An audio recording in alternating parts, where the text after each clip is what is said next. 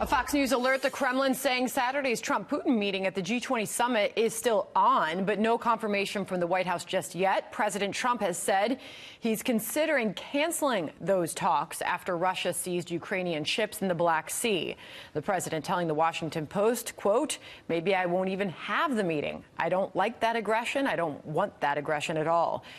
Joining me now is Illinois Congressman Adam Kinzinger of the House Foreign Affairs Committee. He joins us now. Congressman, good to see you, and thanks for coming on this morning. So what do you think about the way the president is responding here, now threatening to not even meet with Vladimir Putin over these rising tensions? Yeah, I think it's good so far. I won't be terribly upset if he doesn't cancel the meeting. I think he should probably cancel it. But if he doesn't, he has to be very cautious to go into this very steely-eyed, not trying to be Putin's friend. You know, the last direct meeting with Putin didn't go too well.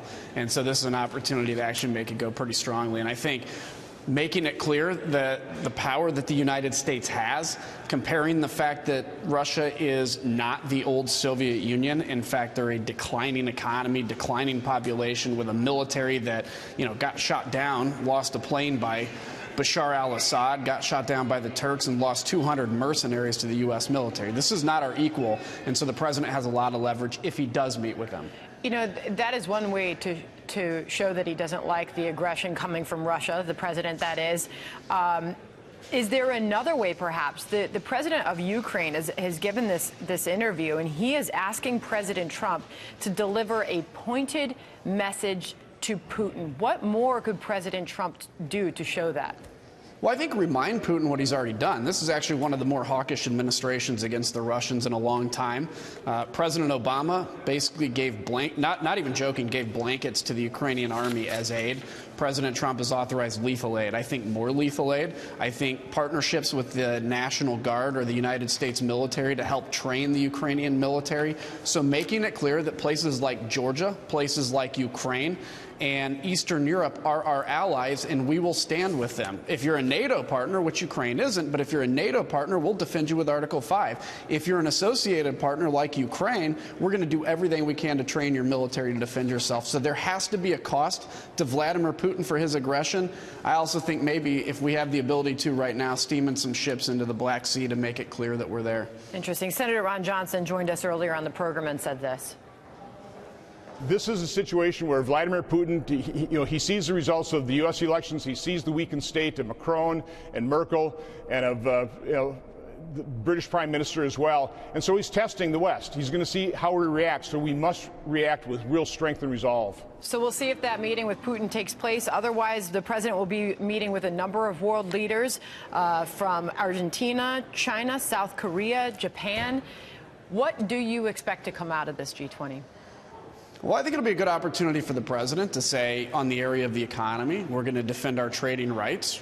We're free traders, but we're fair traders. We have to be treated with the same respect. I think talking about partnerships with these nations, whether it's fighting narco-terrorism, actual terrorism, whether it's pushing back against Russian aggression, strengthening our partnerships, but saying there's a cost to this partnership, which is you have to do your part as well. That's important for NATO to recognize countries like Germany that spend significantly less on their GDP, on their military than what they promised. So sending that tough message may not make people all happy because they like an America that basically looks at them and says, do whatever you want. We're going to be here anyway.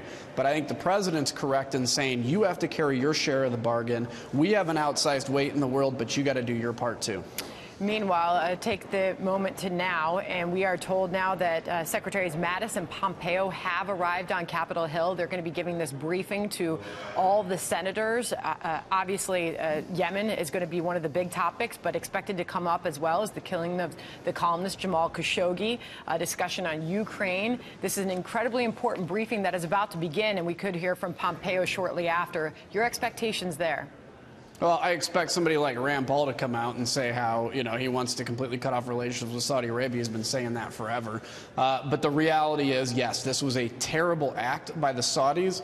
But when you compare that with what is done everywhere in the Middle East, you cannot fundamentally shift your alliances on that basis. It's a terrible thing. But by the way, Iran, Syria, Russia, there's 500,000 dead Syrians right now, 50,000 of which are children, because of that real axis of evil in Syria. What does the absence of the CIA director, Gina Haspel, tell you? What does this say again? Gina Haspel will not be there. She did not respond or confirm that she would be there.